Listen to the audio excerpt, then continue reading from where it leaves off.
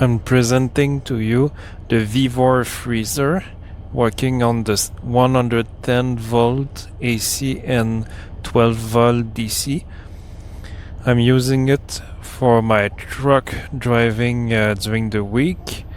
When I travel, I need some food and I cannot keep the food in the fridge, and I keep it in the freezer so the food is more fresh and I have more food for the week.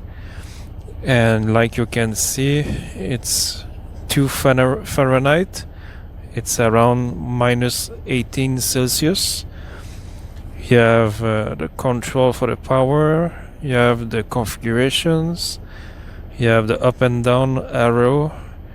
And you have the voltage, like you can see. You have the AC block.